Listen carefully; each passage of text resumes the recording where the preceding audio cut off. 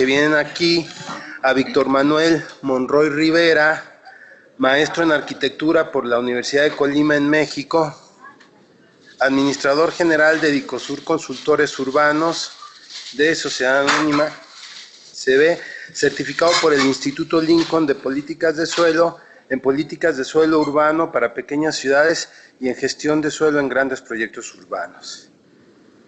Lo acompaña la arquitecta Lilia Cándida Bernabé Corona, que es arquitecta por el Instituto Tecnológico de Ciudad Guzmán, también es abogada por la Universidad de Guadalajara, jefa de la Unidad de Regularización y Asentamientos Irregulares dentro del Ayuntamiento de Zapotlán el Grande, Jalisco.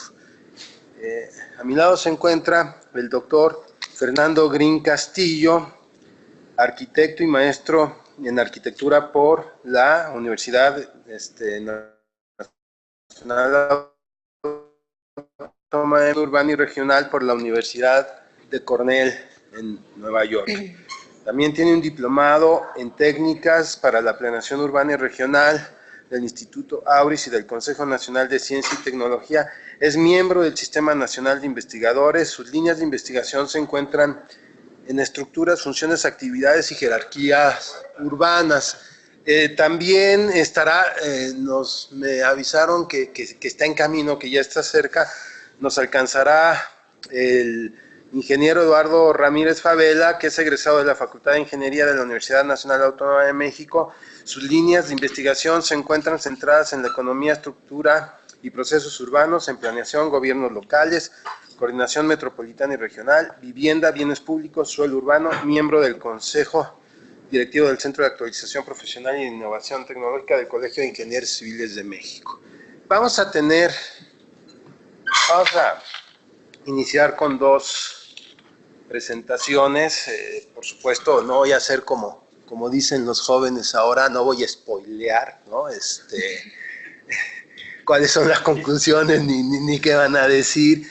Pero rápidamente, en el primer caso, en el caso de Víctor Manuel y Lilia, van a abordar el tema de Ciudad Guzmán. Para los que no son mexicanos, Ciudad Guzmán es una ciudad en el estado de Jalisco, yendo hacia Colima, muy cercana a lo que es el Nevado de Colima, sí. Por un lado, es una ciudad que en términos de cuestiones de posibles eventos naturales, es una ciudad bastante vulnerable, ¿no?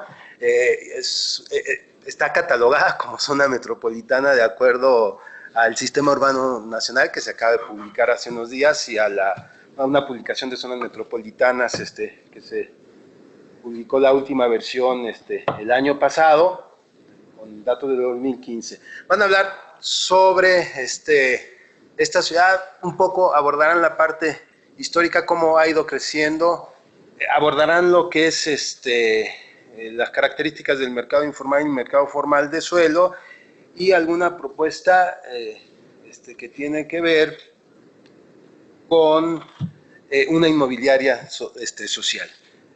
Por su parte, el doctor Fernando Green presentará una investigación en la que ya ha trabajado desde hace algunos años, ¿no? Yo la conozco ya también desde hace algunos años. Va a presentar los resultados. Él se va a orientar a la Ciudad de México y va a abordar lo que son algunos datos técnicos que, de manera general, sobre cuestiones de catastro, cómo se organiza la información en el catastro y también cómo se clasifica, pero fundamentalmente abordará lo que son, cómo se construyen, qué son los valores catastrales, cómo están los valores comerciales, cuál es el comportamiento de los valores catastrales, cuál es el comportamiento de los valores comerciales, los contrasta, los compara. En realidad son cuatro experimentos los que va a presentar. Yo hasta aquí llego, como decía, para que ellos mismos se hagan cargo de sus presentaciones con esta pequeña introducción, y ya cuando llegue el ingeniero Eduardo Ramírez Favela lo presente otra vez, hablaré un poco, cantaré sobre qué tema es el que va a abordar. Entonces, para para el tiempo. Hay una dinámica que hay que llevar, que ya conocemos los que estamos aquí en la mesa respecto de tiempos y demás. Esta presentación que me toca a mí, luego cada uno tiene su presentación que tiene el orden de 20 minutos cada uno para presentar. Después habrá un intercambio, o ustedes, la idea es que haya un diálogo entre ustedes y con los ponentes, y después también los ponentes tendrán otro tiempo para reflexionar y al final llegaremos a unas conclusiones entre todos. Pues le cedo la palabra a los ponentes Víctor Manuel Monroy Rivera y Lilia Cándida Bernabé Corona. Adelante.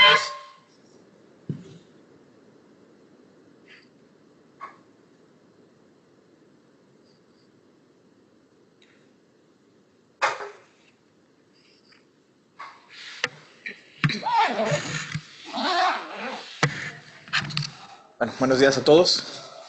Un gusto estar aquí en el seminario en la UAM. Vamos a ir dándole rápido a la dinámica para poder dar una introducción del fenómeno con respecto al cual nosotros estamos proponiendo una alternativa que incluso fue presentada en la última campaña política del candidato de Morena, que fue muy bien vista por la población y que fue muy votada. Cuando planteamos esta alternativa y en la búsqueda de alternativas desde hace 4 años, tuvimos que empezar a caracterizar el fenómeno, a visualizarlo de esta manera, por un lado desde el territorio y por otro lado desde la gestión.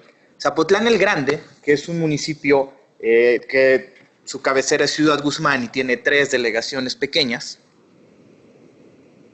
pues desde el lado de la gestión, pues se está teniendo una planificación muy eficiente, con esos principios tradicionalistas de imponerle usos de suelo de manera indiscriminada. No tiene políticas públicas de gestión de suelo, es de manera tradicional un plan, uso de suelo y la gestión tradicional que te marca, que te da el marco normativo. No hay captación de plusvalías al respecto. Hay una tramitología ultra burocrática e ineficiente, que eso ha generado incrementos en los costos indirectos de los proyectos definitivamente, por los tiempos que se extienden al respecto, ¿no? Incrementa el desproporcionado pago por derechos de urbanización. Cada año nos incrementan a los desarrolladores inmobiliarios hasta un 15, un 20% de los precios por pagos por derecho, más el suelo especulado, que vamos a verlo más adelante. Incrementa el precio final al consumidor, y esto al final dificulta el acceso al suelo a la población, tanto en el mercado formal como en el informal, porque ya como vimos en la presentación del doctor Ábramo, también en Ciudad Guzmán estamos teniendo ya ese fenómeno, que el mercado informal ya no está siendo atractivo para la población. También está teniendo sus incrementos de precio del suelo porque se tasa 15-20% abajo del mercado formal, que ya de por sí es especulado y que es caro, ¿no?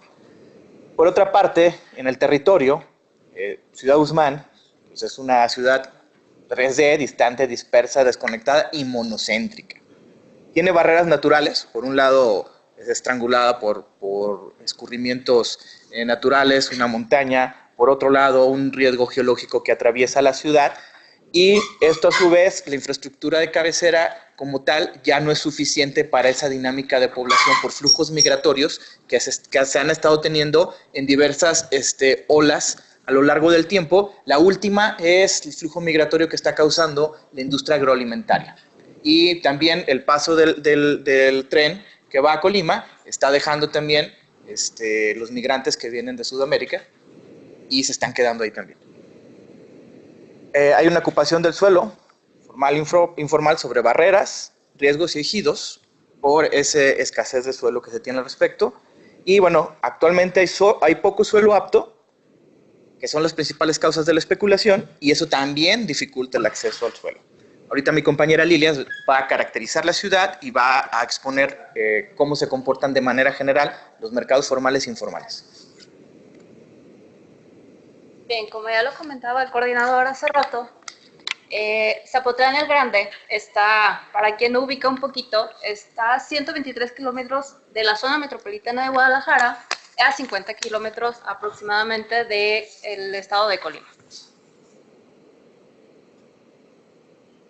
Como ya lo mencionaron recientemente, perdón, disculpe. Esa era la imagen que les decía, está aproximadamente a 123 kilómetros de la zona metropolitana de Guadalajara y a 50 kilómetros del estado de Colima.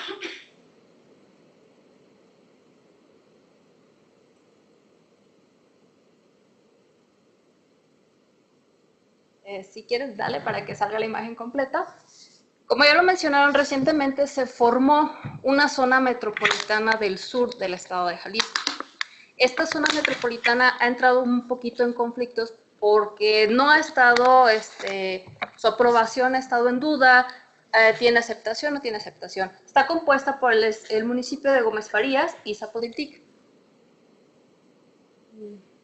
Sí, le continúas, por favor. Para entender un poquito el Valle de Zapotlán, se encuentra asentado en una cuenca endorreica, es decir, una cuenca cerrada. Por lo tal, como originalmente, toda afectación que llegue a tener en las zonas altas y en las zonas medias va a afectar directamente a lo que es el Valle de Zapotlán. A su vez, comparte parte de la Sierra Madre Occidental y en ella un eje neovolcánico que más adelante se verá su impacto. En promedio está en 1580 metros de altura sobre el nivel del mar.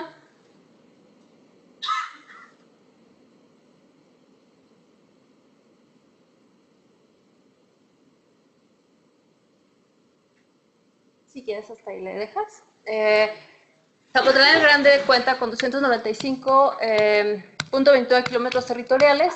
Políticamente se localiza en la región 6 del estado de Jalisco y actualmente tiene una población, de acuerdo a INEGI en su último censo, de 105.423 habitantes.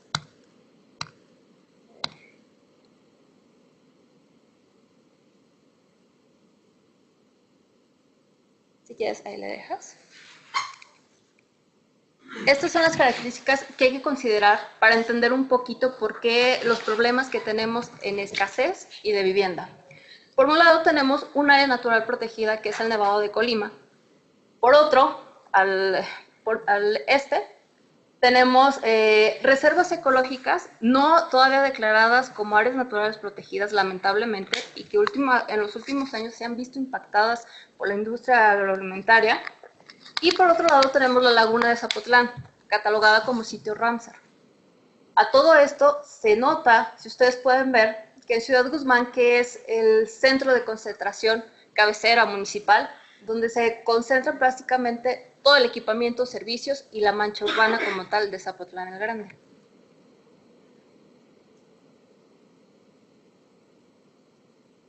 Históricamente, Zapotlán el Grande, o donde se encuentra su mancha urbana, que es Ciudad Guzmán, ha crecido en etapas. La primera etapa se considera de 1533, 1900 aproximadamente, donde se constituye lo que es el centro histórico.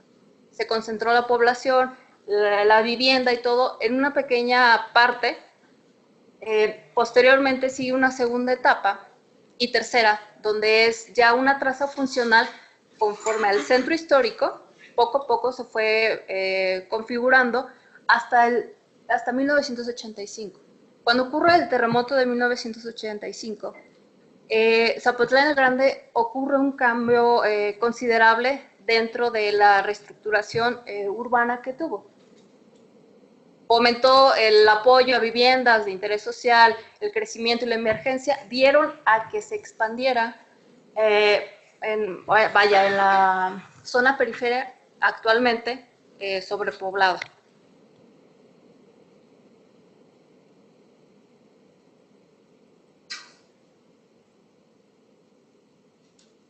Si quieres ponla completa.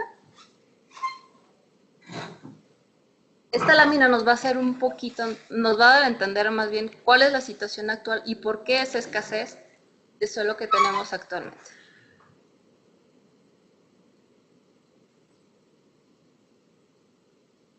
Como ya lo mencionaba, por un lado tenemos la laguna de Zapotlán. Toda la zona del norte tenemos el problema de terrenos blandos, inundables, arroyos, escurrimientos naturales que todavía pasan por ahí. Entonces, la expansión hacia el norte es muy complicada. Por otro lado, al lado este, Tenemos la Sierra del Tigre, tenemos topografía abrupta, pendientes mayores de 15%, entonces básicamente no se puede usar toda esa zona, además de ser áreas naturales, quizás no protegidas, pero todavía con una reserva considerable. Por otro lado, al oeste tenemos concentración de áreas de producción agrícola intensa. Se ha desarrollado en Zapotlán el Grande y toda aquella zona un impacto considerable, un desarrollo express en todas estas agroindustrias. Además, sin mencionar que tenemos fallas geológicas prácticamente en todo el municipio. Si ustedes checan, la franja roja que estaba por medio atraviesa prácticamente toda la mancha urbana.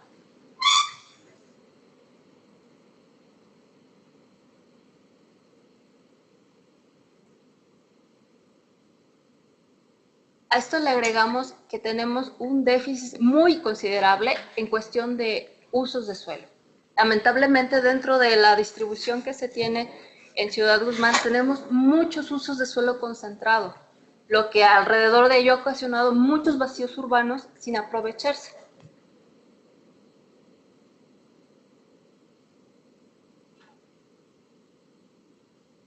Y con ello ha disparado lamentablemente el mercado informal a lo que no se conocía antes regrese un poquito para que la vean un poquito. En el 2000, cuando se viene todo este apoyo de financiamientos para la vivienda popular, se detona increíblemente a la cantidad de viviendas que tenemos de vivienda popular dentro de lo que es Ciudad Guzmán, teniendo un índice de urbanización rebasado del índice normal nacional.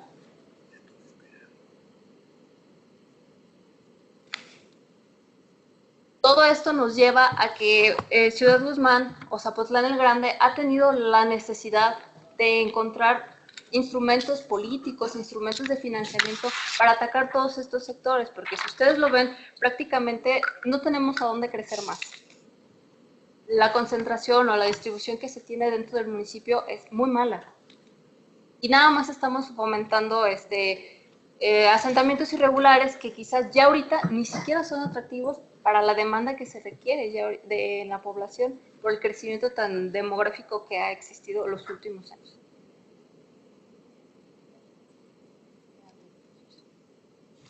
Bueno, a grandes rasgos con este análisis de las condiciones de nuestro municipio, es que con esos conjuntos hemos visto la necesidad de plantear una alternativa en la cual podamos conjuntar y canalizar tanto el mercado formal o el informal hacia mecanismos, hacia una caja de herramientas que nos permita valorizar el suelo como pieza urbana y además ir resolviendo de manera paulatina las patologías que el mercado informal ha causado.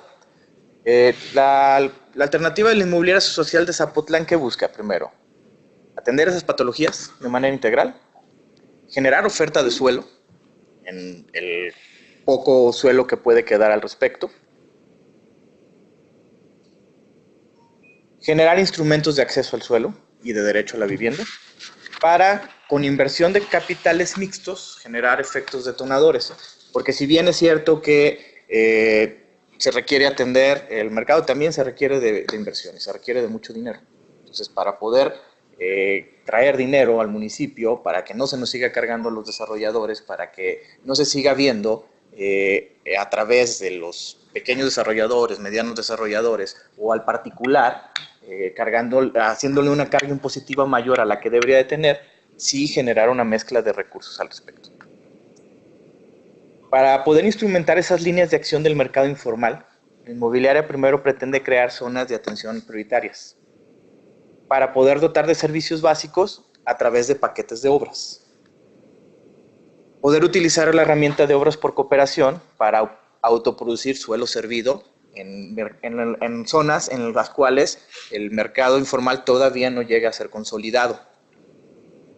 Y bueno, una capacitación de la mano de obra. También estamos teniendo el problema de que la mano de obra como tal se está disminuyendo, se está escaseando, porque el mercado de la agroindustria paga 2 veces mejor que la mano de obra como tal. Para los constructores también está siendo un problema. Entonces, también esa parte se requiere al respecto.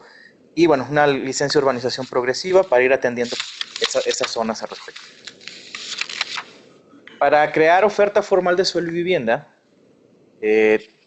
tendremos que estar buscando la manera de hacer una policentralidad, porque el municipio como tal parte del centro en cuanto a sus usos y sus precios del suelo y se va distribuyendo a la periferia. Entonces, mientras el centro de manera especulativa sube el precio, en las periferias llega también a incrementar de manera artificial.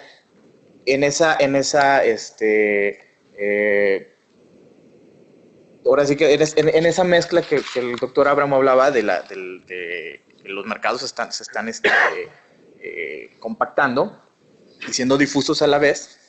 Y bueno, habría que crear unidades de gestión para poder asociar propietarios, para que sea atractivo para ellos también, porque igual siguen especulando su suelo al respecto, y generar incentivos fiscales para la vivienda social, porque la vivienda social pues solo es la autoconstruida, la que se puede hacer de manera informal y pues, para poder canalizar ese aspecto al respecto, ¿no? Pretendemos también generar polígonos de actuación concertada para poder generar este tipo de centralidades. Desde el 2014 existen estudios en el cual esos sectores económicos son los que al municipio les pueden generar esa situación. Pretendemos generar impactos por la política pública a través de las policentralidades, con esa mixtura de usos de suelo, de manera estratégica, no atendiendo nada más la lógica de la necesidad.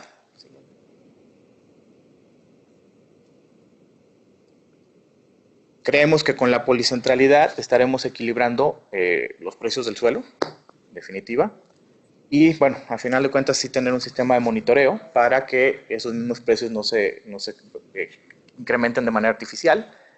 Asimismo, el municipio tendría un impacto en sus finanzas municipales con esa movilización de plusvalías y esa mezcla de recursos que los mismos proyectos estratégicos estarían generando, y podríamos generar vivienda social para la autoproducción y que los mismos desarrolladores tuviéramos incentivos fiscales para poder generar esa vivienda social, para poder también introducir el mercado formal de arrendamiento que está generando ese mismo fenómeno que se hablaba.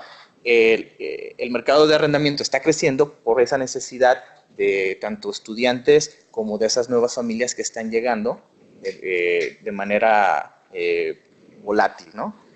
Bueno, para finalizar, creemos que este instrumento tendría que ser un instrumento jurídico con capacidad de gestión.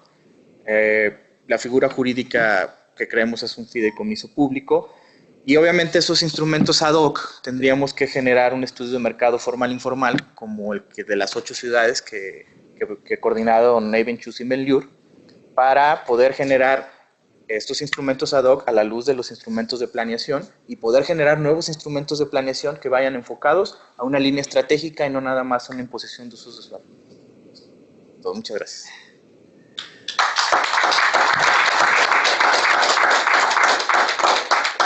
Muchísimas gracias, también gracias por ajustarse al tiempo, estuvieron muy ajustados al tiempo. Ok, de acuerdo. A continuación vamos a tener la presentación del doctor Fernando Green. Ya hablamos un poquito, ya dimos algunos antecedentes de qué viene y él prefiere darla de aquí. Adelante, doctor. Bueno, nosotros le vamos a hablar en primer lugar de los valores del suelo, valores del suelo registrados, lo que ahora llamamos Ciudad de México. Nada más. No hemos tocado nunca todo el estudio que yo he hecho durante 30 años. No he tocado todo. Deliberadamente no he tocado. Además puedo hablar del distrito. Ciudad de México sale fuera del. Entonces, tiene 1000 defectos, no legal, muy bien. Esto se refiere nada más a esto. Y el que quiera hacer los otros 20 años haciendo, lo haga. 22, 32, la siguiente, por favor. Estas personas que están aquí, está conmigo quien me ayuda cercanamente, es Efraín, perdón, Caín, está aquí conmigo. Caín, conmigo, es una persona que me ayuda ahora actualmente mucho, pero todas estas personas que están aquí elaboraron los avalúos, que son 1000 avalúos, los evalúan mis alumnos de inmobiliaria, y entonces puedo elaborar con ellos 1000 avalúos al año. Tengo unos 30.000 avalúos elaborados en los años. Personas. Me voy a referir únicamente al año 2015, nada más. 2015. Voy a hacer una comparación de valores catastrales y valores comerciales, pero nada más de un año, de un periodo. Lo otro estará en un libro que, pues, si algún día sale, y si no, pues me llevaré solo. Esto se hace en un laboratorio que se llama Declaración Nueva Regional de la Facultad de Arquitectura de la UNAM. Ahí están los 1000 avalúos. Y esos 1000 avalúos ahorita están 30 colonias seleccionadas aleatoriamente. ¿Por qué 30? ¿Por qué es ese? ¿Cuál? Cada alumno hace 35 avalúos, entonces tengo 1000 avalúos. Estas evaluaciones son realizadas por alumnos de la especialización de evaluación inmobiliaria y tiene el problema, otro problema, para hacer el avalúo, como la ciudad está construida, pues la mayoría de los avalúos los sacamos con el método de residuales, para quedar nada más con el método de residuales. Y como ustedes saben, el método de residuales tiene muchos problemas. Estamos dos. Estamos en toda la ciudad y estamos viendo esto. Siguiente. El predial es usar en las finanzas de los programas públicos por muchas razones. Habrá una discusión muy fuerte sobre cómo usar el predial. El predial debe de servir para lo que está anotado en banco, pero generalmente se piensa que puede servir para otras cosas. No, debe servir para eso.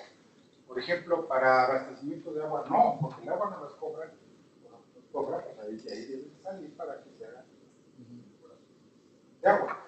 O como si la luz, bueno, la Comisión Federal de Electricidad cobra, entonces debe salir dinero para la luz. La recolección de este impuesto está por debajo de la capacidad de cobro de la tesorería. Yo lo digo, ya sea en una teoría que se arregle.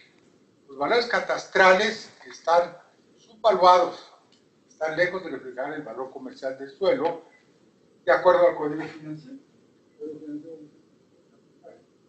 Debería ser el dejo, el adaptado.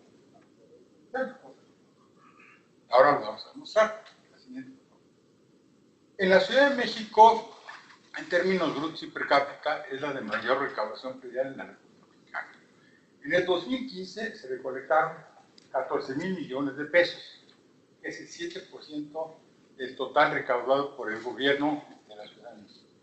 O sea, el día solamente representa el 7% de la recaudación total en la ciudad. Pero es mucho dinero, 14,000 millones. La Ciudad de México recauda el 32% del total de la recaudación del país, pero apenas tiene el 8% de la población. Es decir, que recaudamos muchísimo más que cualquier otra ciudad, pero muchísimo más. No saben recaudar en otras ciudades. Y eso, a pesar de que somos una ciudad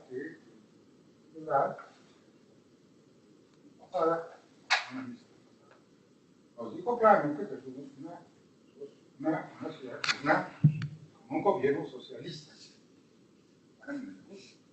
Pero, siendo el gobierno socialista, híjole, ¿cómo sacan lana? Mucha más que en otras cosas. Es la entidad más eficiente de Venezuela para recaudar dinero. La recaudación, sin embargo, la recaudación podría aumentarse de manera importante si los valores catastrales se acercaran a los valores comerciales. Y aquí sí me paro un minuto para decirles lo siguiente. Por ejemplo, ahorita nosotros los que estamos pagando per cápita como 1000, somos otro punto.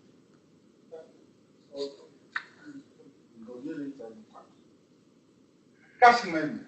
Pero nos están per cápita, si ustedes calculan los 14 millones, más o menos como 1.500 pesos per cápita.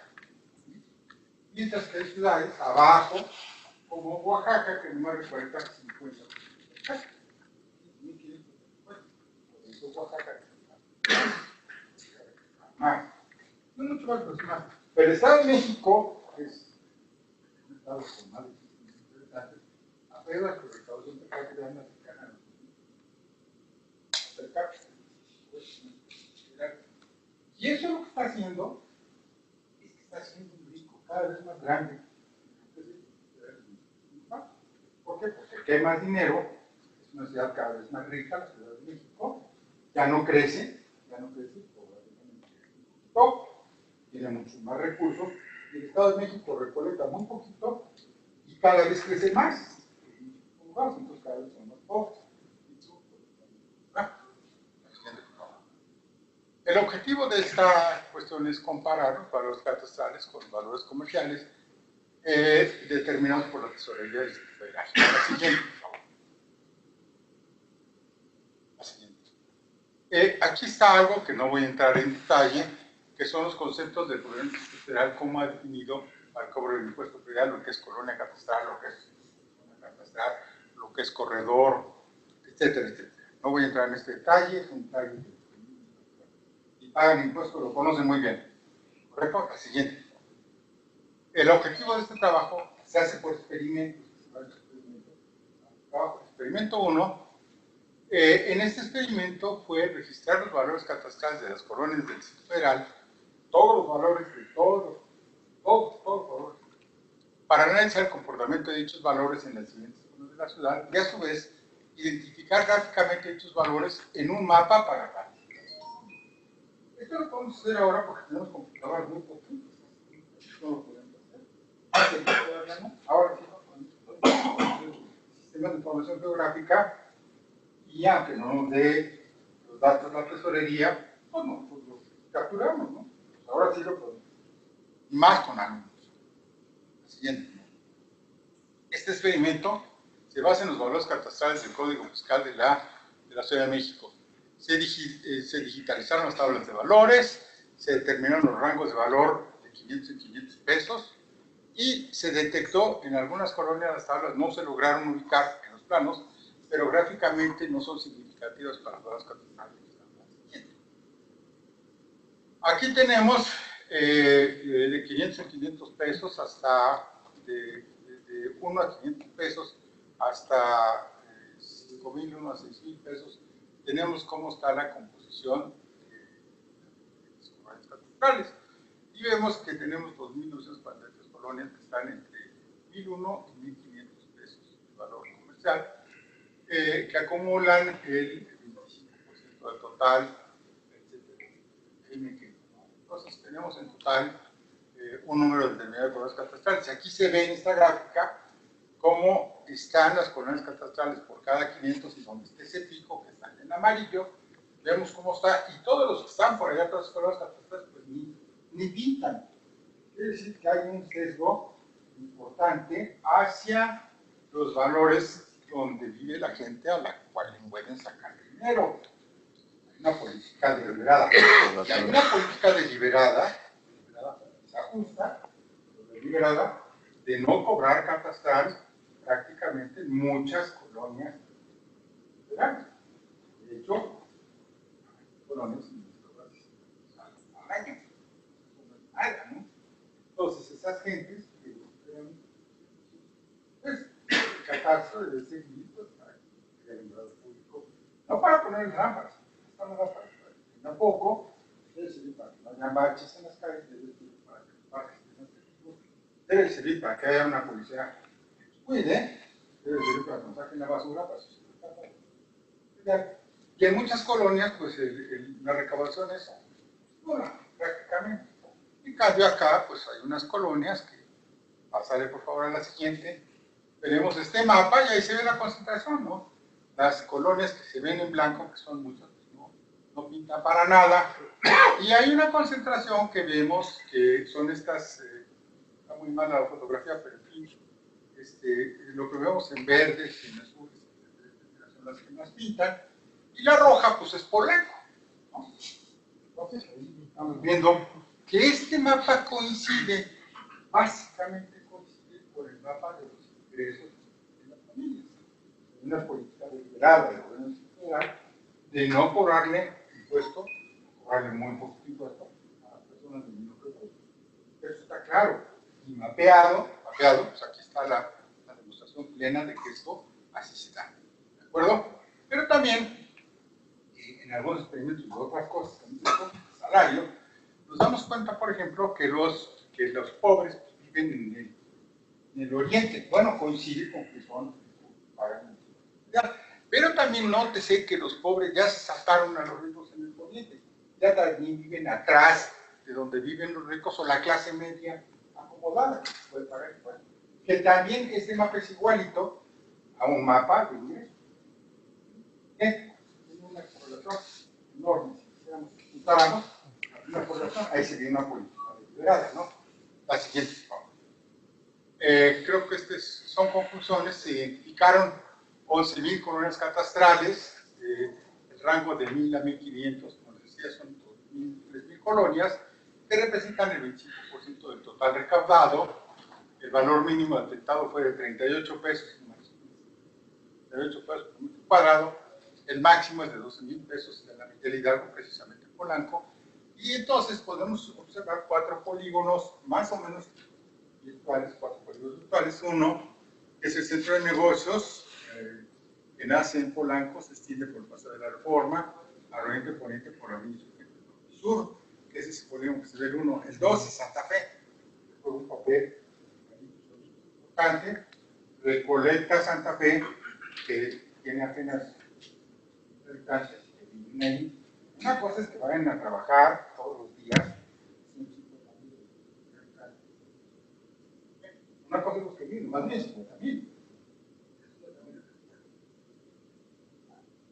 Por eso es que es muy importante ese punto, ese cuadrito número 2. El cuadrito número 3 es la delegación de Coyoacán, que también es muy poderosa. Y el cuadro número 4 es un club de golf, nada más el club de golf. Lo que les deben de cobrar y más. La siguiente, por favor. Tenemos un experimento 2. Va, por favor. En este experimento 2, adelante. En este experimento 2 se toman en cuenta las 11.000 colonias catastrales, pero solamente se analizan 751 de esas colonias catastrales.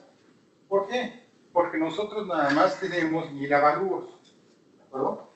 Tenemos que analizar las colonias de 1.000 avalúos contra 1.000 capitales. Por eso es que nada más analizamos 750. ¿Por qué no analizamos 1.000? Porque hay unas que no coinciden, no tenemos los datos que nos chequen, nosotros no tenemos nada de los 1.000 avalúos que hicimos.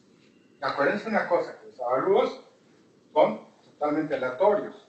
Los alumnos, 30, al año, y les hago investigaciones de cada uno su colonia donde viven. Si no, no estoy muy bien. Y no se pueden negar a hacer el avalúo de su colonia. Tienen que hacer 30 avalúos. Son valores que están más juntos. Bueno, por eso es que es tan aleatorio esto.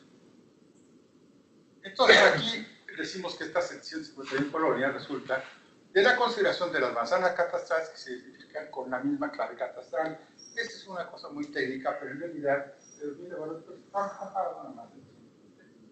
Ahí en este mapa ven ustedes las colonias catastrales.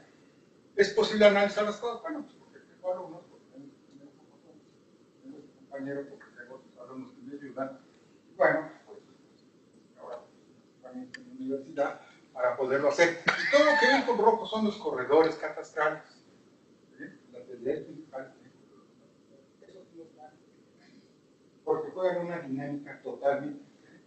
Va a haber un corredor catastral muy lejos, que se corresponde a una colonia de gente muy amolada, y que sin embargo se le está cortando el cabo. Por eso es otra dinámica totalmente diferente, la de los corredores catastrales, que no los analizamos. La siguiente. Aquí están la clave, la corona catastral y la distancia entre negocios, porque ahorita van a ver algo que resulta muy importante, y el promedio del valor catastral. Este es un ejemplo nada más de los atributos de las coronas catastrales. La siguiente, por favor. Los valores promedios fueron de 2.300 pesos por metro cuadrado, y el promedio de distancia al centro de negocios, que es Polanco, la entrada Polanco, de las 750.000 colonias registradas es de 11 kilómetros. Son unos datos muy interesantes porque los carros, para el año 2015, pues hablar que el valor promedio catastral es 2.300 y a 11 kilómetros del punto más lejano de por ahí. La siguiente. Y fíjense ustedes, aquí no hay correlación. Si nosotros decimos vamos a correlacionar la distancia al punto de mayor valor catastral, 25,000 pesos, que es presidente Mazarí, con la distancia, pues no tenemos una correlación. La correlación es 0.43 de cuadrado. Es pues bastante baja, ¿no? No es un experimento, no es algo que se puede. La siguiente, por favor. El experimento 3 es un experimento que tiene como objetivo ahora sí la comparación de los valores catastrales. Aquí son donde son los 1.000 avalúos elaborados y estos avalúos comparados contra los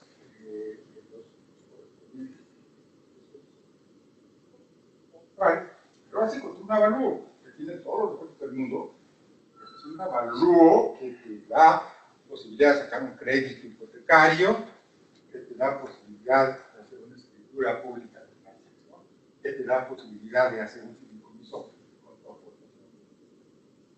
todo eso te da con todo lo malo que pueda estar hecho por la cuestión esta del método como lo hacemos.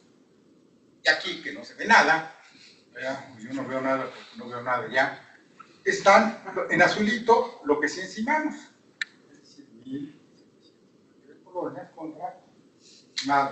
Ahora sí vamos a comparar. La siguiente.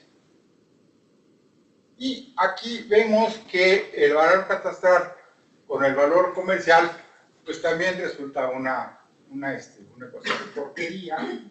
¿Por qué? Pues porque no hay relación. La siguiente. Y aquí entonces tenemos qué es lo que hacen mis alumnos, que cada uno tenemos un avalúo, un valuador que vale en cualquier banco, en cualquier lugar, que son los valores que obtienen por metro cuadrado de terreno y la distancia. Y, este es un ejemplo de los 1.000 avalúos. Siguiente, por favor. Aquí está un ejemplo del polígono que abarca 11 colonias. El polígono nuestro de evaluación abarca 11 valores catastrales. Entonces tenemos que promediar los 11 valores catastrales para poderlo comparar contra nuestros 30 valores de esa particular colonia. ¿Por qué 30 valores? Una cosa está. La siguiente. Aquí están las colonias evaluadas con diferentes tipos de colores dependiendo de qué tan importante es en términos políticos. ¿Pero qué creen? Que los valores catastrales, que los valores comerciales sí tienen una correlación altísima con la distancia al centro de negocios, 0.81 en este particular. Como este ejercicio lo hago cada año, me gustó mucho porque normalmente me da 0.60. Es decir, que el mercado inmobiliario formal cada vez se acerca más a las teorías de la renta y nos estamos a cierta distancia. Y todo esto con las imperfecciones que tenemos por el aire, ¿verdad? Y que todos tenemos. Pero cuando llegamos a una correlación de este tamaño, que es que el mercado inmobiliario, el mercado capitalista inmobiliario de la Ciudad de México funciona muy bien. ¿Por qué? Porque somos una ciudad súper capitalista. Cada vez mejor. La siguiente. Y aquí están entonces los rangos, como hacemos los rangos de qué valores los sacamos. Y los sacamos con una muy sencilla cuestión, a través de distribución estándar de la media, para tener algunas posibilidades de decir, no importa la forma de la función, vamos a usar para poder saber que tenemos una mayoría estadística de distribución. La siguiente, por favor. Gracias.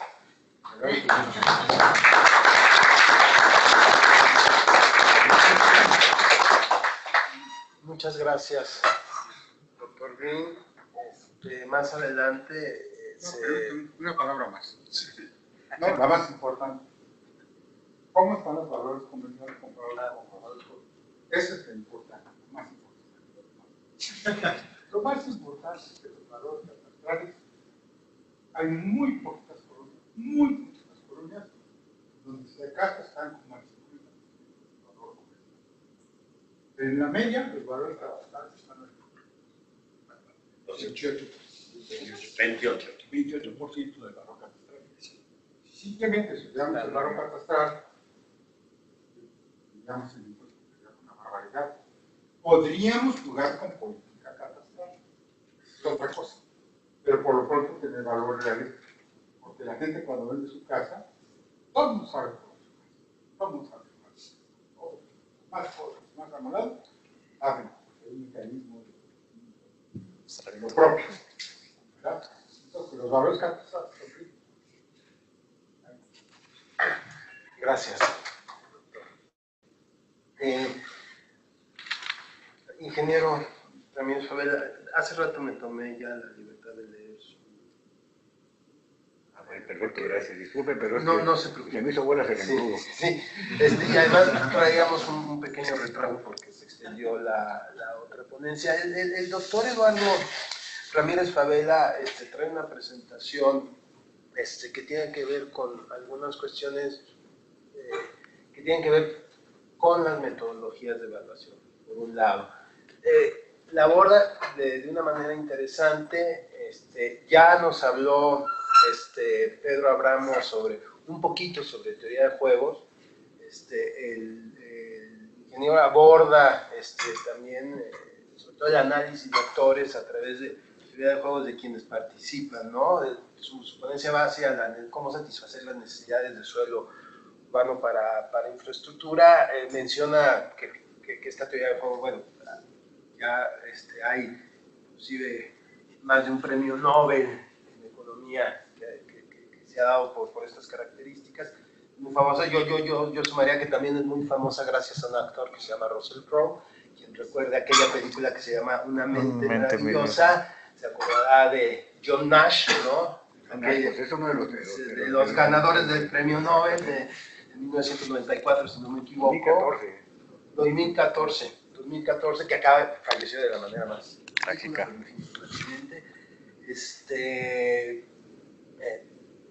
Y también nos hablará sobre el marco jurídico, ¿no? Que regula los avalúos, ¿no? Ya no profundizo más porque le toca al ingeniero. Muchas gracias. Muchas gracias. Pues miren, rápidamente se trata de lo siguiente. El valor del suelo de los proyectos de infraestructura. Y es que en la medida que las ciudades crecen, se amplía el espacio urbano y se requiere más espacio urbano, pero además se requiere densificar, y además se requieren nuevos ductos y nuevas vialidades y nuevas líneas de transmisión de energía eléctrica, nuevos aeropuertos, ¿les suena? Entonces, este es un fenómeno que está continuamente en transición. Y por eso, en el caso de la Ciudad de México, por supuesto, los aeropuertos ahorita se llevan la atención de todo el mundo. Ya habló un poco de la teoría de juegos, simplemente también para la incorporación de terrenos a desarrollos de vivienda social, por ejemplo, o de desarrollo urbano simple y llanamente. La teoría de juegos juega un papel muy importante porque ahí participan los ejidatarios, y los ejidatarios de repente están jugando un juego por encima de los intereses de la sociedad y por encima de lo que realmente puede pagar la ciudad para ese propósito. Y atrás de eso también está un juego político. Entonces se vuelve terriblemente complicada las negociaciones con los ejidatarios.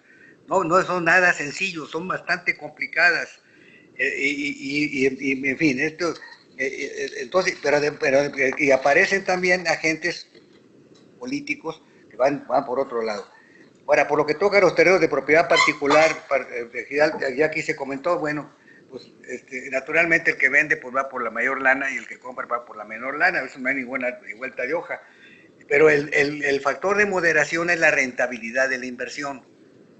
Pero estoy hablando ahorita en términos generales porque no estoy hablando de los ductos. Si hablamos de los ductos adentro de las ciudades, la cosa se vuelve sumamente complicada, porque entonces no solamente se está, dijéramos, afectando una vialidad, sino que se deja una huella que posiblemente cree problemas. Las leyes son muchísimas, el marco jurídico, aquí tengo como 10 leyes, la ley de aguas nacionales, la ley de vías generales de comunicación, ley de aeropuertos, ley de puertos, ley de industria eléctrica, etcétera. Pero el proyecto Nuevo Aeropuerto de la Ciudad de México tiene dos antecedentes. Los de Atenco y a una que les va a acordar aquí mucho Roberto, que es el de Tizayuca. Ambos tuvieron su jiribilla. Muy rápidamente, para los que no estén enterados de Atenco, el problema fue que yo acababa de dejar la Comisión de Avalúo de Bienes Nacionales y la persona que me sustituyó, que por cierto yo lo conocí de cuando era niño de 5 años, yo ya estaba grandezón, me encargó el avalúo para la incorporación de los terrenos del proyecto de Atenco, que lo habían mandado a hacer Fox. No nos dieron ninguna información más que el monto de la inversión en las pistas. Y nuestro punto de vista fue que lo más importante, que lo que ocupa mayor inversión y mayor espacio son las pistas. Entonces basémonos en el valor de las pistas y lo demás que caiga como caiga, porque no tenemos mayor información. Llegamos a 35 pesos el metro cuadrado. Estoy hablando del año de 2012, por ahí así. Entonces, pues era un precio razonable para aquella fecha, pero llegó a manos de la autoridad del presidente de la Comisión de Avalúos de Bienes Nacionales, el que me había sustituido, y mandó llamar a sus genios y dijeron, lo están haciendo como negocio, y la forma tradicional de evaluar el valor comercial agrícola, 7 pesos con 20 centavos. No les platico cuántos muertos hubo y cuántos fueron a la cárcel por ese propósito. De Tizayuca, no sé si quieres que platique. Bueno, porque los podremos estar haciendo por ahí,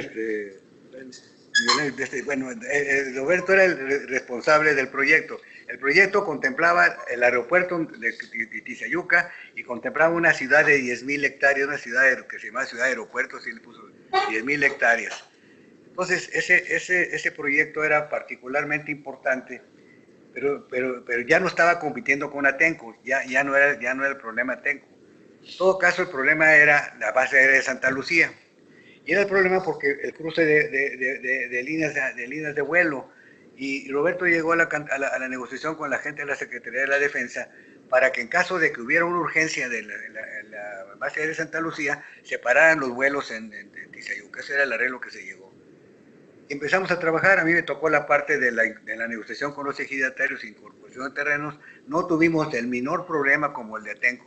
Iba todo de maravilla, todo estaba trabajándose perfecto. Todavía conseguimos a los de la terminalera inglesa que pusieron una plataforma logística ahí. En fin, la cosa estaba caminando a todo dar. Entonces, pero de repente, ¿por qué sabes qué iba a decir? A ver, dime. Entonces, ya estaba todo listo. No sé a ti cómo te llamó, pero a mí me mandó llamar el señor gobernador del Estado de México. Me sentó a su escritorio. Me dijo, miren, tú y Roberto son un par de trinchones, mis respetos. Han hecho un trabajo maravilloso. Pero resulta que yo quiero ser candidato del PRI a la presidencia de la República. Entonces necesito cambiar todo el equipo y en lugar de que sean de técnicos, que sea de políticos.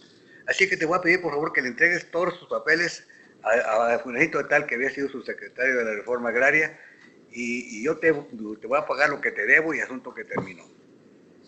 Sí, no sé a ti qué te dijo, pero por ahí igual no te dijo, a ti no te dijo nada. Perdón, del Estado de Hidalgo, me equivoqué. Es del Estado de Hidalgo, pequeño error. Es del Estado de Hidalgo. Pero entonces, ya que se terminó todo, ya nos despedimos y pasó un poquito el tiempo. Y fue candidato del PRI a la presidencia de la República y me pagó. Y deshizo el aeropuerto para acabar pronto. Se acabó todo. Ahí tronó todo. Esto lo que quiero decir es que en esto de las obras de infraestructura hay una componente política muy importante y de intereses personales que a veces rebasan rebasan completamente el interés público.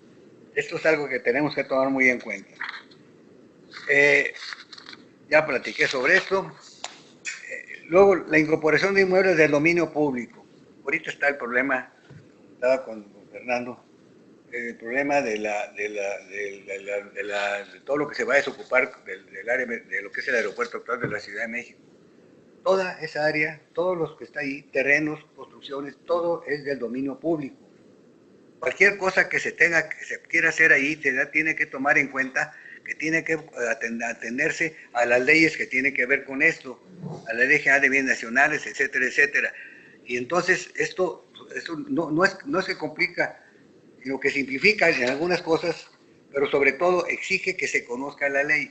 Y uno de los problemas que frecuentemente nos topamos nosotros es que, en el caso del Ferrocarril de México-Toluca, lo voy a platicar rápidamente como intermedio, Ferrocarril de México-Toluca, ustedes recordarán que en 1890 el señor presidente Porfirio Díaz, Porfirio era presidente y la gente era decente. Ese es un viejo dicho de mi suegra, por eso lo menciono en carrera. Entonces, ahí él dio la concesión a una empresa gringa para que se hiciera el ferrocarril del aeropuerto. Afectó una parte de la Hacienda de los Morales. La Hacienda de los Morales le quisieron comprar o expropiar y dijo, no, vamos a hacer un fideicomiso.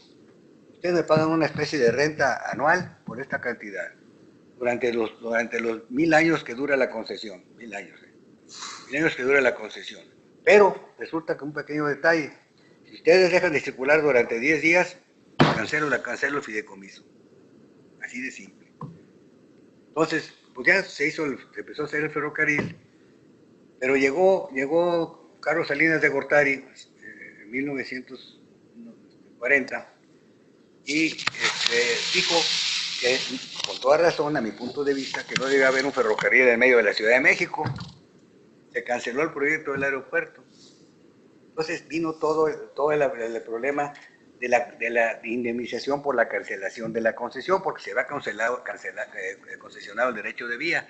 Vino toda la negociación por la cancelación de la concesión. Alonso Cuevas, que es el representante me pidió el avalúo, el representante de la testamentaría, me pidió el avalúo. El avalúo lo hice pensando que si no hubiera sido por el ferrocarril, ¿qué hubiera sido con ese terreno? ¿Qué creen que hubiera pasado? Hubiera sido Polanco. Así de sencillo. Lo que se perdió con eso fue que que lo vendieran como si fueran terrenos de Polanco, ¿o no? Entonces, así se el avalúo, se lo entregué y no pasó nada. Empezaron las negociaciones y la Secretaría de Comunicaciones y Transporte dijo que se negaba terminantemente a pagar indemnización. Alonso, que es abogado, contrató un despacho de abogados y empezaron a analizarlo desde el punto de vista del Código Federal, Código Civil Federal, y no encontraban, dijo, esto no es un problema del Código Civil, es un problema de la Ley General de Bienes Nacionales, tú estás equivocado. No, tú qué sabes de leyes y ni siquiera abogado eres. Y así me trajeron. Por fin, hace como unos 2 o 3 años, se convenció de que tenía que hacer con la Ley General de Bienes Nacionales, después de 1900 y pico, se convenció, ya se resolvió el problema a su favor, ahora viene el avalúo. Entonces, el avalúo se negoció que fuera el que yo había hecho, hacía un chorro de años, pero que se trajera a esta fecha, y había dos formas de traerlo. Una, con la inflación, y otra pagando intereses. Me preguntó, ¿tú qué me recomiendas? Que pagues intereses, porque lo demás es materia de discusión de nunca acabar otra vez. ¿Con cuál índice de inflación vamos a manejar, etcétera, etcétera? Tú cóbrale tus intereses y adiós. En esas estamos, ahorita estamos en esas. Lo que quiero decir con esto, todas las complicaciones que vienen con eso de las bienes nacionales.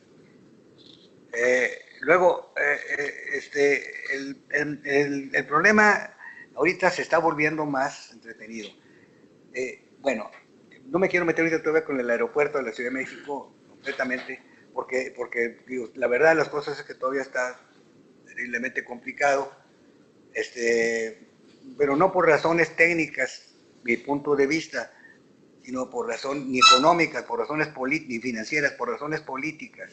Es un juego político el que está en juego y el futuro del aeropuerto y en cierta forma el futuro de de la Ciudad de México y del país está en manos de gente que está manejando cuestiones políticas. Déjenme decirles que a mí me tocó trabajar con Andrés Manuel dos proyectos, el de Six Flags y el que está enfrente donde está ahora la Secretaría de Relaciones Exteriores, ahí enfrente de la Alameda, ese terreno, con los Danos, Daniel Hermanos, ya se imaginará, y sobre todo con sus profesores David Cerur y el otro que mejor ni digo su nombre. Entonces, con David es gente decente, pero el otro... Bueno, yo me di cuenta, la imagen que tengo de Andrés Manuel es de una gente hábil para negociar, y no le conocí ni una sola tranza, sino todo lo contrario. Todas las negociaciones que lo estuve yo asesorando para esas dos operaciones, todos eran totalmente verticales. No me dejaba hacer absolutamente nada. Que haya cambiado después, no sé, pero en ese momento así era él. Ahora, ¿qué está pasando ahora? ¿Qué es lo que tenemos ahora con el nuevo aeropuerto de la Ciudad de México? Ya me voy a acabar. Nada más dos cosas para terminar ya con eso. Miren, ya más para que se vea cómo lo que se está jugando. Ya para terminar, me hablan del INDAVI. Oye, nos faltan 2 parcelas para terminar de incorporar todo lo que necesitamos para el aeropuerto. Y eso están pidiendo las perlas de la Virgen. ¿Qué hacemos? Págaselos. Ya lo que te falta, que uno pinta con el resto de la inversión, hombre, y te quitas de problemas y expropiaselos para que no tengan manera de discutir y vámonos a Dios. Bueno, no pasó poquito más que David Morillón, de ingeniería, me habla, me dice, oye, el problema de los comuneros ahí en el derecho de vía, que no está en el derecho de vía, ni siquiera está en el derecho de vía, pegado al derecho de vía del Ferrocarril México-Toluca. Resulta que están diciendo los comuneros que por culpa del ferrocarril se les va a inundar el terreno. Para que vean ustedes los argumentos, y quieren las perlas de la Virgen. ¿Qué hago? Pues deja la Virgen en la pelota, pero yo tengo que le pagues y quiten, se vayan al carajo ya. Esto es lo que trato de decir. Y un último ejemplo nada más, y con eso termino. Nos llaman de la Judicatura del Distrito Federal para que seamos como peritos en urbanismo, hagamos un estudio, porque una señora se fue al amparo diciendo que las ciclovías eran un riesgo para la ciudad, que reducían las banquetas, que las vueltas a la izquierda o a la derecha eran peligrosas, etcétera, etcétera, que había que cancelar las ciclovías. Punto. Nos pidieron la opinión, y curiosamente cuando habíamos empezado a trabajar, el sábado anterior, que ya habíamos avanzado bastante, como a los 15 días del sábado, aparece una publicación de la Secretaría de Mejoramiento, de Protección del Ambiente de la Ciudad de México, donde decía que había que estar vigilando las ciclovías para ver si contribuían a la contaminación, como si la contaminación era culpa de los coches, cuando todos sabemos que es problema de las industrias que están en el norte de la ciudad del Estado de México. Esos son los verdaderos culpables, no son los coches, ni los trailers, ni nada de eso. Son esas dos grandes empresas, todas esas grandes plantas, particularmente ¿cómo se llama? Bueno, ¿cómo se llama? Entonces, por eso el problema, pues, dije, mira, lo que tienes que hacer, en la otra salió una nota en el periódico, que decía que una señora decía, la reforma, todos los dos notas de reforma, que puede ser todo lo criticable que sea, pero ahí llegan muchas cosas. Entonces, en la reforma decía la señora que era una injusticia que se pensara en cancelar las ciclovías, porque la gente pobre que no tenía para pagar, para ir a su casa, a la fuente de trabajo, con eso se ahorraba dinero. A la semana nos cancelaron que le paráramos, porque se suspendía por lo pronto el servicio. Muchas gracias por la paciencia. Muchas gracias a nuestros ponentes. A continuación, tenemos un espacio para preguntas y una interacción entre quienes asistieron, se puede quedar sentado porque vienen bueno, preguntas, entonces viene una sesión yo me estaba parando. de preguntas y respuestas.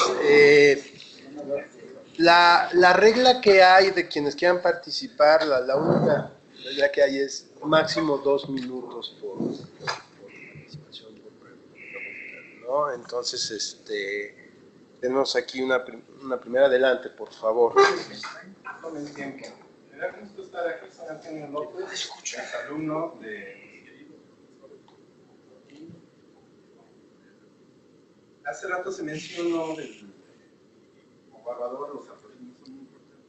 Premio Nobel, no estoy hablando de teoría de juegos, pero sí dieron premio Nobel a 3 economistas por evaluar la acción. Luego se los quitaron, pero a uno no se lo quitaron.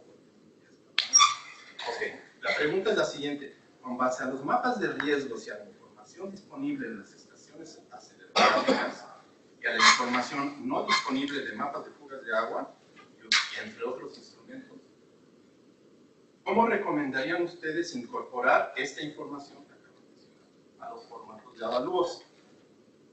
¿Como una nota al pie de documento o de plano, como siempre se ha hecho, continuar manteniendo a la población al margen de la realidad?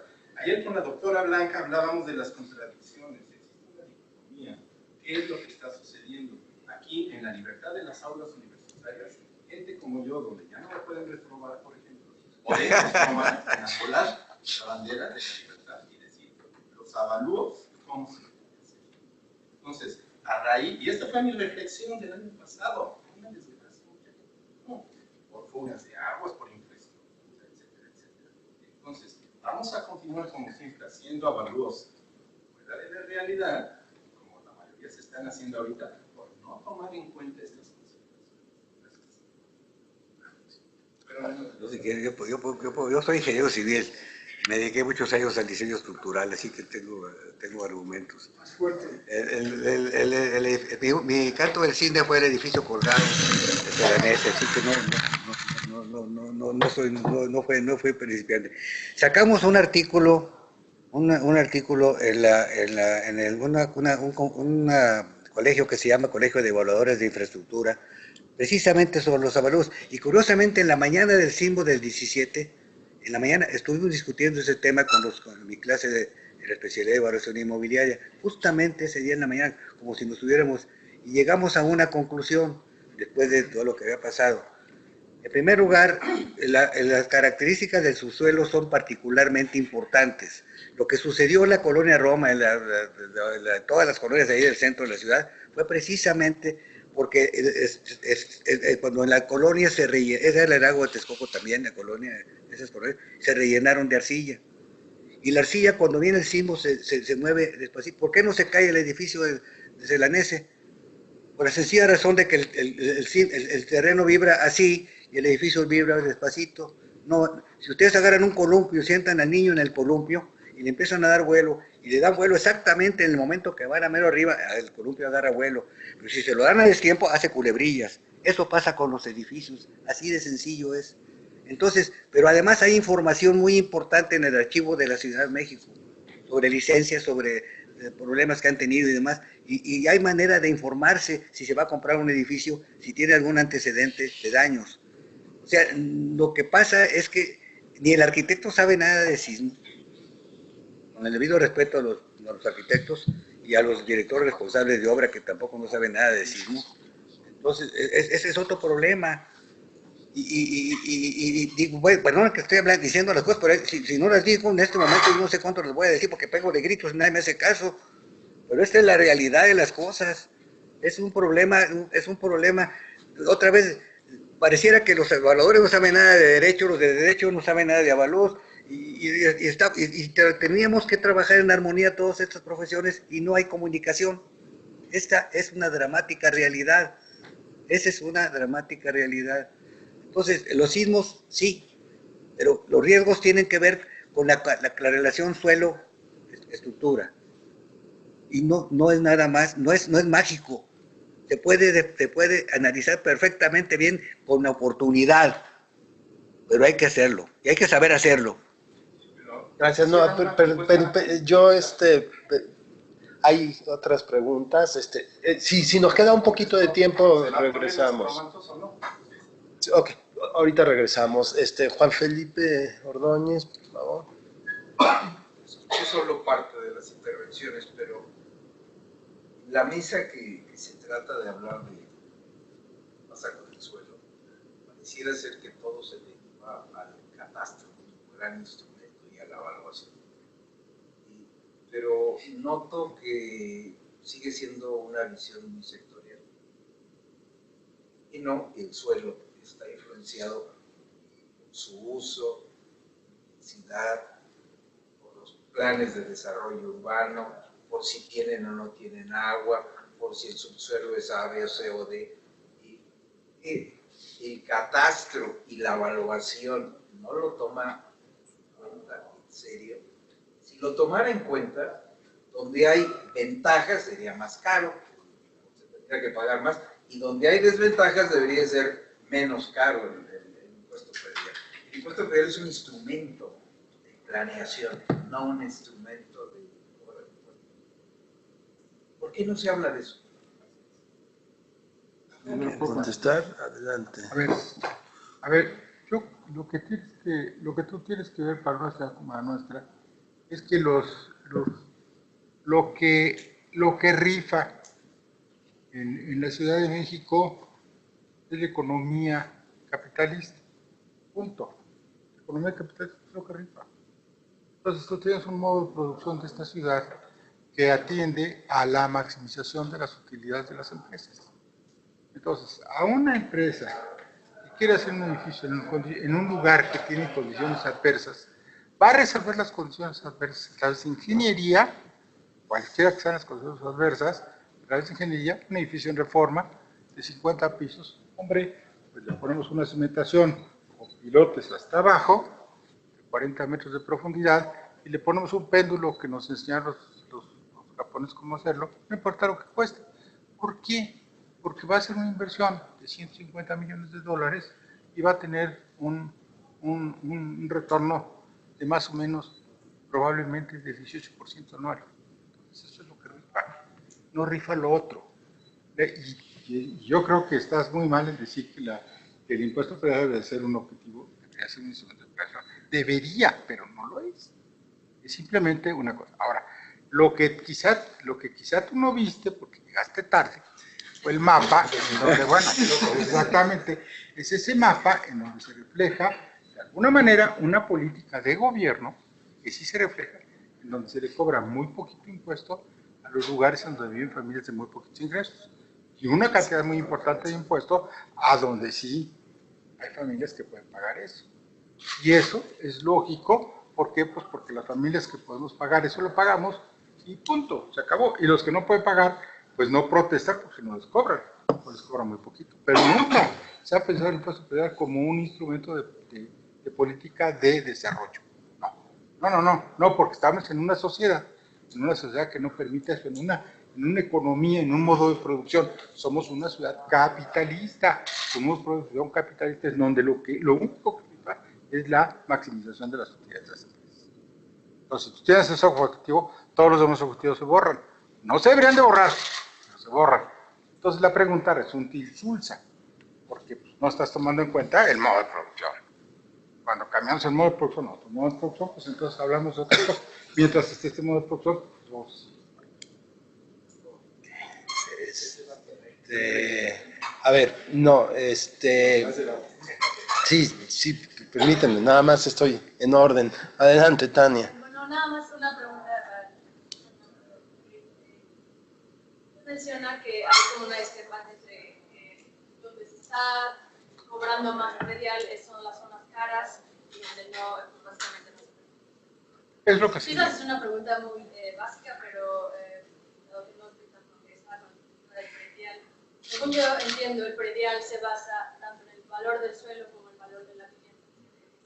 Entonces, no es más bien que se relaciona el precio de la vivienda, o sea, que porque son más caras las viviendas, no sé, en Polanco, por eso hay más, es más la recaudación en esas zonas que en otras. ¿No sería más interesante comparar, por ejemplo, me parece muy interesante el ejercicio de comparar el valor catastral comercial. Del suelo. De suelo, pero si hubiera una relación, digamos que en las zonas donde se puede recaudar más, que el valor catastral reflejara un poco más, se vea más cerca del valor comercial que en el resto de las zonas. ¿Cómo se daría ese? Le voy a enseñar algo que seguramente usted sabe, porque todos lo saben. Se lo voy a repetir. No le quiero enseñar nada.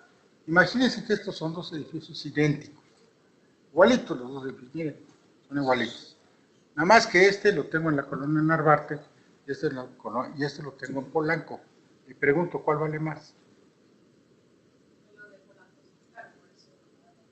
El inmueble vale más en Polanco. Fíjese, ahora voy a cambiar el edificio de Polanco, véalo, lo voy a cambiar a Iztapalapa. ¿Cuál vale más? ¿El de Álamos o el de Iztapalapa?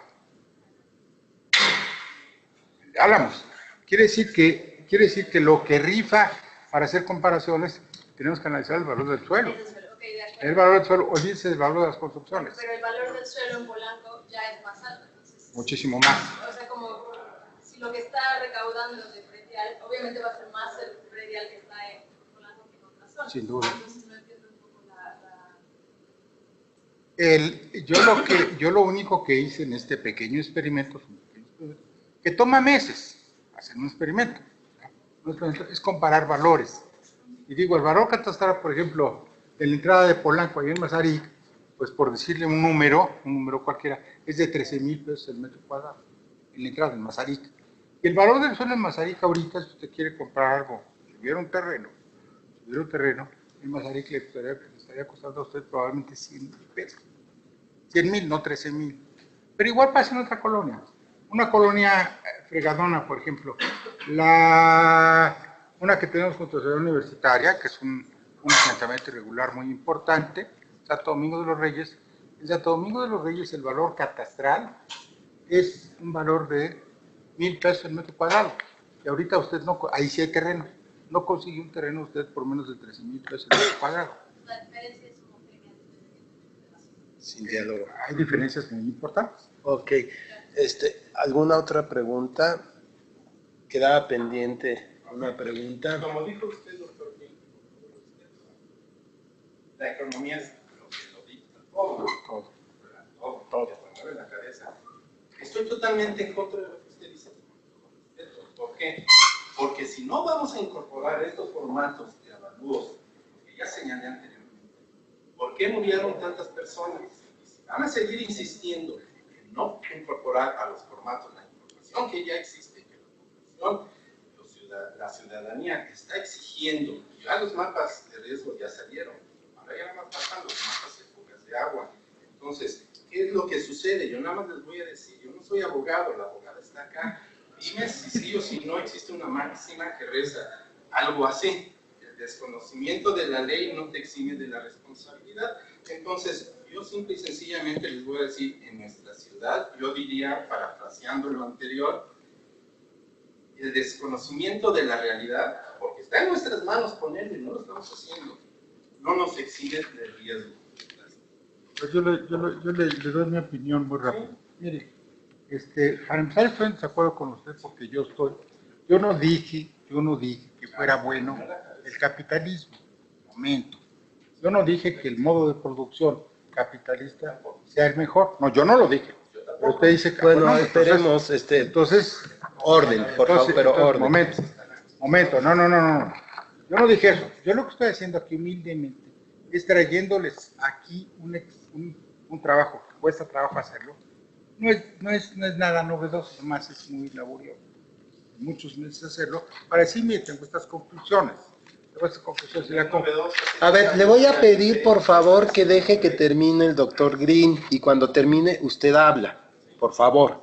Entonces, mire, lo que no han querido ustedes los evaluadores, yo soy urbanista, pero ustedes los evaluadores lo que no han querido es incorporar esas variables. Claro, y vale la pena incorporarlas. Evidentemente, si usted tiene un plano de riesgos y sabe que este terreno está montado sobre una cosa, pues usted como evaluador, póngale un premio negativo a ese hecho. Si usted sabe que en ese predio hay tubo, pero nunca llega el agua, llega por tandeo, póngale usted como evaluador un premio negativo a ese hecho. Pero esto es un asunto de los evaluadores, esto es un asunto de los planificadores. Cuidado. Nosotros, y menos de los analistas, de los investigadores, que nos dedicamos a simplemente a decir cosas de lo que descubrimos. Pero los colegios son los que tienen que decir cómo actuar. Afortunadamente no estoy en ningún colegio. Muchos años. Claro que sí. Y decía que es pura economía, ¿no es cierto? Las pintas es lo que importa, ¿no? La economía. No, momento. La economía, mire señor, la economía maneja las cosas. La economía, el modo de producción. Está definido y así se manejan las cosas. Yo no estoy diciendo que no sea necesario cambiarlo. Sí. A ver, pues le voy a pedir un favor, arquitecto, no, discúlpeme. No, a ver, le voy a pedir, pero una vez que dice que no. es el tiempo, acabamos ya el tiempo, se acabó el tiempo de la participación, ya no hay más tiempo para participaciones del público, vienen las conclusiones que me voy a permitir darlas. Digamos, una reflexión final. Tuvimos 3 presentaciones muy interesantes. La primera de ellas concluye con la propuesta de un instrumento, digamos, más específico, una inmobiliaria social en Zapotlán.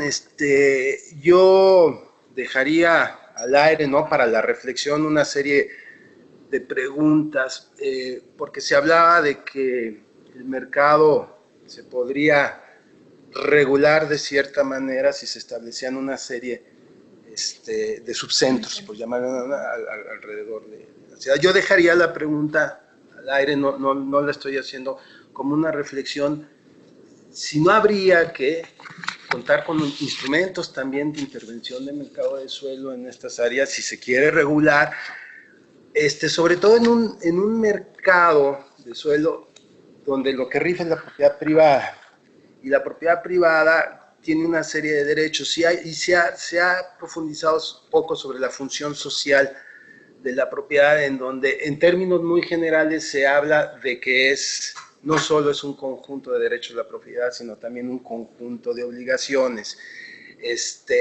Y la reflexión es que, ¿qué instrumentos, por ejemplo, si hay un terreno baldío y sabemos que no hay ningún instrumento complementario, o no había, ¿no? Habría que reglamentarlo, porque sí se puede, que por ejemplo, sí para la ciudad es bueno que en cierto tiempo haya cierto tipo de desarrollo, pero hay un propietario que no quiere, porque está especulando, palabras que utilizaron, y está utilizando su terreno, y va a salir a mercado cuando él lo decide y no necesariamente cuando lo necesite. La ciudad, desde un punto de vista técnico de planeación urbana me refiero, cómo hacerlo, ¿no? Eso lo dejo como una reflexión.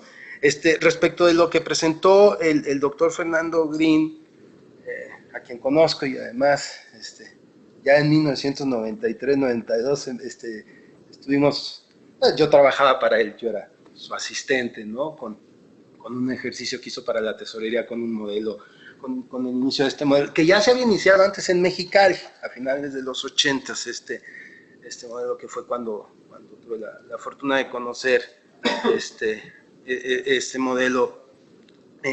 Hay cosas muy importantes que dice el doctor Fernando Green. O sea, esta contradicción de la Ciudad de México, que es la ciudad que más recauda del país, que representa el 32%, llegó a ser el 50% en algún momento, cuando tenía base renta, llegó a ser el 50% de la recaudación de todo el país, hoy es el 32%, sigue siendo muy importante, y es una contradicción porque nos demuestra que en promedio andan en el 28, 25, 26% de los valores comerciales, ¿no? Entonces, qué contradicción que siendo la que mejor recauda, la más eficiente, está muy lejos de su potencial. Y bueno, México como país recauda en promedio, y así lleva los últimos 30 años, recaudando el 0.2 del PIB de predial como país, cuando países comparables con nosotros, como son Colombia, inclusive países con problemas económicos serios como es Argentina, ¿no? Países un poquito más sólidos, sobre todo en los últimos años, como es Uruguay, tienen recaudaciones que rebasan el 1% del PIB, ¿no? Y entonces, ¿por qué nosotros estamos tan mal? Esa es la reflexión. Me estoy metiendo perdón, un poco más en el tema que más conozco, ¿no? También el doctor Green habló de política fiscal, y aquí un poco en función de lo que comentaba Juan Felipe, no, el impuesto predial en principio puede tener tres funciones. La primera, y que es la que hay que pensar, que tiene que ver con la eficiencia, es una función recaudatoria. O sea, el impuesto predial es un instrumento que nos permite recaudar recursos para el financiamiento de la ciudad. Entonces, y además el doctor fue muy claro, dijo, es para aquellos, ¿sí? O para aquellas inversiones que no son individualizables, porque las individualizables las cobramos a través de derechos. El agua se cobra a través de un derecho, una licencia se cobra a través de un derecho. Las avenidas, pues es muy difícil, ¿no? La infraestructura primaria y demás, es muy difícil financiarla como un derecho porque es muy difícil establecer hasta dónde llegan los beneficiarios, ¿no? Entonces, para eso es el impuesto, o sea, y luego puede tener una función el impuesto de redistribución de riqueza, que también la menciona el doctor Fernando Green, también arquitecto, el doctor Fernando Green, es tomo de los que más tienen, blanco, para darle a los que menos tienen. La agua. Para no cobrar. Se diseña desde dos, o sea, hay dos, ¿no? Lo puedo diseñar desde la política fiscal, que es desde el cobro. ¿Cómo lo hago? Pues lo hago a través de una tarifa progresiva, ¿no? Donde paga más el que más tiene, paga menos el que menos tiene, y lo corrijo, es una curva más o menos inversa a la que presentó el del comportamiento del mercado, es más o menos esa sería la curva, porque así se comporta el mercado, pues así tendría que ser la curva para cobrar. Es una forma de cobrar. También hay quien dice que debe ser proporcional, que a todos se les cobre en proporción por lo que vale su inmueble. Vivimos en las ciudades más desiguales del planeta. Yo creo que si vivimos en las ciudades que tienen la mayor desigualdad del planeta, de acuerdo a la ONU, pues el cobro debe ser por el lado de la progresividad más que del lado de la proporcionalidad. Y también tiene una función de inducción de conductas, que se intentó en la Ciudad de México y resultó que para la Ciudad de México ya es inconstitucional, que era la sobretasa a baldíos. En otros estados se cobran sobretasas a baldíos, se pretende inducir una conducta. A lo mejor podríamos tener instrumentos más eficientes. En Brasil sí tienen un instrumento predial progresivo en el tiempo, en donde sí se va cobrando un porcentaje muy importante del valor comercial del suelo, tratando de inducir esa conducta, ¿no? Con una legislación más o menos parecida a la nuestra.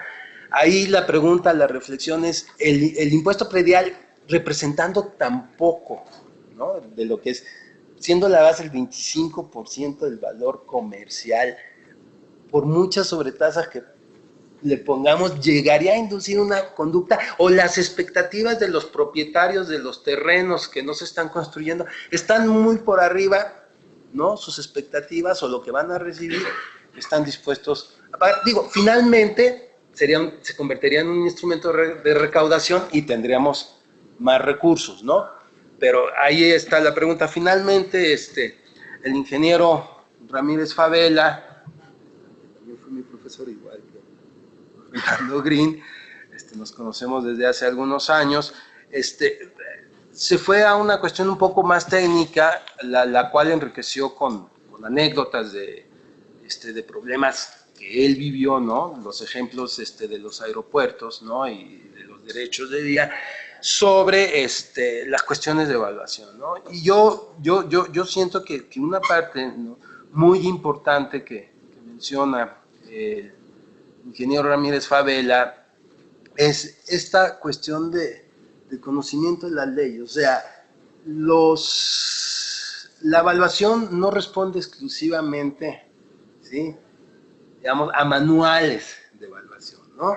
O sea, hay todo un marco jurídico, ¿sí?, que tiene impacto sobre la evaluación, y ahí va, lo dijo también el doctor Fernando Green, la manera en que él hace los avalúos es una forma de hacer avalúos, digamos, que tiene una finalidad específica a sus alumnos, que pueden servir para obtener un crédito en un banco, que pueden servir para el pago de un impuesto, para una escrituración. El ingeniero Ramírez Favela se amplía, va más allá, en el sentido de que cierto tipo de propiedad requiere tiene ciertos requisitos, o sea, si vamos a desincorporar o si vamos, suelo, ¿no? Por ejemplo, que es propiedad pública y se va a desincorporar para ser propiedad privada, tiene unas especificidades muy detalladas, muy claras en las leyes de cómo se debe actuar. Yo la reflexión que dejaría para, por ejemplo, al instrumento que él sí habla, un instrumento de gestión de suelo, que es el instrumento, pues que en un momento fue el más popular, hoy ya no se usa mucho, pero es un instrumento que es del Estado, que es la expropiación. La manera, o sea, el Estado puede, así como puede hacer compraventa directa, digamos, su instrumento de gestión, ¿no? El que se llegó a emplear más de suelo, pues fue a través de las expropiaciones hace muchos años. Hoy casi ya no se emplea tanto, ¿no? Para regularizar y además se llegan a acuerdos y demás, pero se emplea poco la expropiación. Sin embargo, en otros países sigue empleando y hay una discusión muy fuerte, y eso lo dejo para la reflexión, sobre cuál es el valor de expropiación. Debemos de expropiar en función de las expectativas futuras de un terreno, del potencial o del valor actual. Él da un ejemplo, Él da un ejemplo en donde en el caso de Atenco se parece un poquito más en función de lo que era el uso actual en ese momento. No, al contrario. Ya se había... No, al contrario, el avalúo que se hizo... el que al final... El otro está en la prehistoria. Yo me refiero al de los 7 pesos, ¿no? Es al que me refiero, es al de los 7 pesos, no al que él hizo, ¿no? O sea, él comparó los dos avalúos, ¿no? Entonces, eso también alimenta esta discusión de cómo debe de ser este valor. O sea, si también les vamos a pagar a partir de un residual más complejo, ¿no? De este residual que vimos en la escuela, que es la sensibilidad, voy a sobresimplificar, que es la sensibilización de una corrida financiera para ver cuánto es el máximo que puedo pagar por el uso por el suelo, perdón, a otro tipo de valor, ¿no? Yo con esto daría por concluida la reflexión. Agradezco muchísimo a los ponentes, agradezco muchísimo a los participantes y bueno, pues antes de dar por concluida la mesa, me voy a permitir entregarle a cada uno sus... Gracias por la participación, al ingeniero Eduardo Ramírez Favela, muchísimas gracias, ingeniero.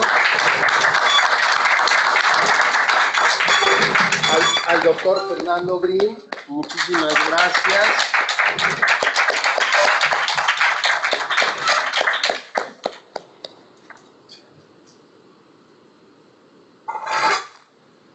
A Víctor Manuel Monroy, muchísimas gracias. No se estoy pasando su sobre.